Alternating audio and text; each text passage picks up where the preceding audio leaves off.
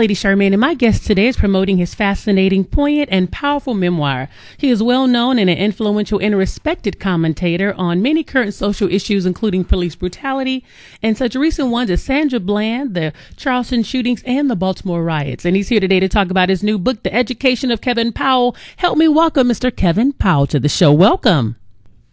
Greetings, and thank you so much for the opportunity. I really appreciate it. Thank you. It's my pleasure, and I want to say thank you so much for joining me on the show. And as I was reading your bio, I could see that you was raised up in the era that I was raised in, because we were all able to, see a lot of things. And I also saw that you were on the first season of The Real World. How was that experience for you? And I want to talk about, how did you go from the real world to where you are today? Well, I owe it all to my mama.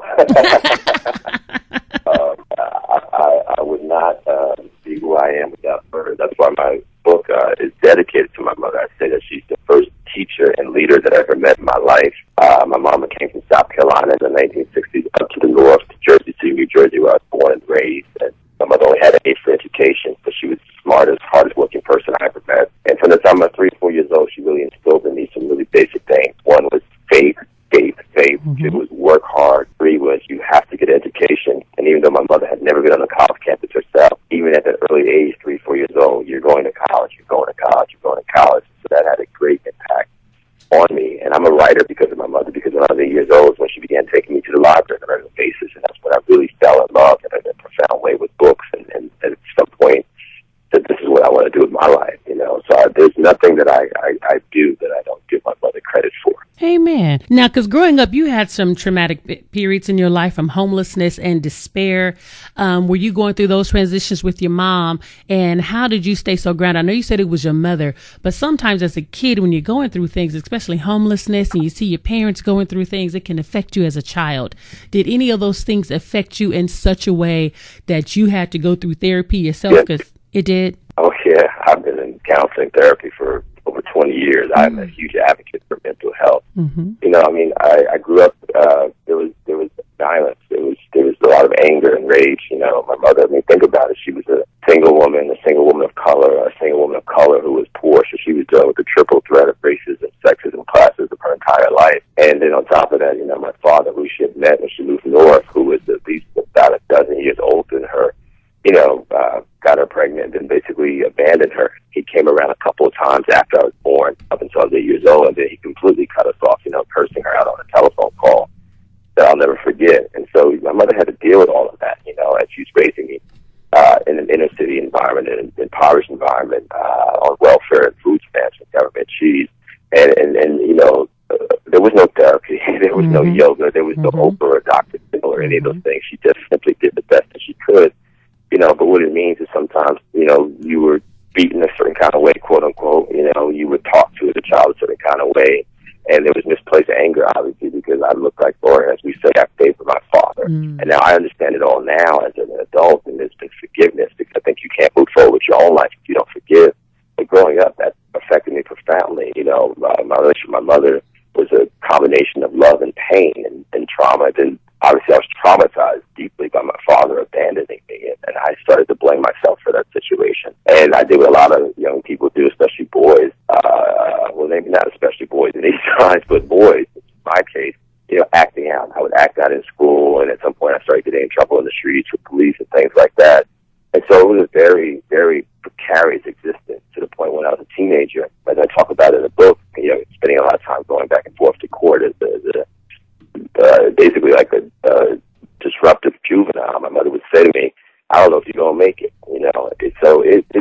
that's why I wrote the book, because I really want to talk about the process of what we go through and how we're trying to figure out this thing called life, as we're dealing with all these traumas coming at us from different angles. Because was writing for you very therapeutic once you picked up a pen and paper and then you were able to just write out your feelings and emotions? Was that a good therapy for you? Yes.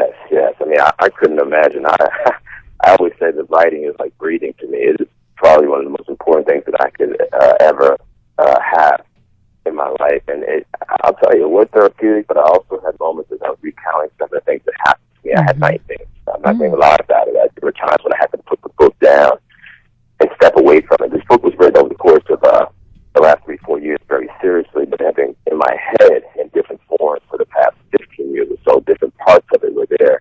But when I really had to sit down, it no joke, you know. But when I finally finished it early this year, such a sigh of relief. And as I'm getting the responses now from people around the country, like The Nation wrote an amazing review of the book.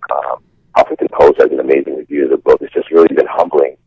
And I'm so grateful that people are understanding what I'm attempting to do with this book, which not just tell my story, but really tell the story of so many of us in this country, particularly born after the civil rights movement in America.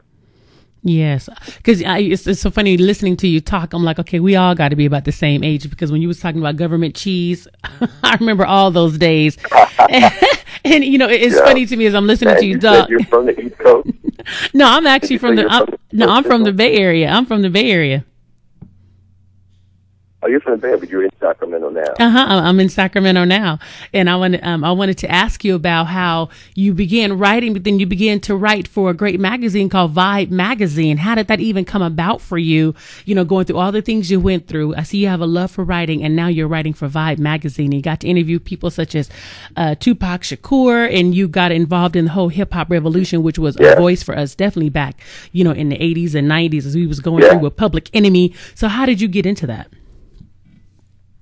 Well, I was, like I said, I started writing when I was a kid. In high school is when it really crystallized for me that I could do this.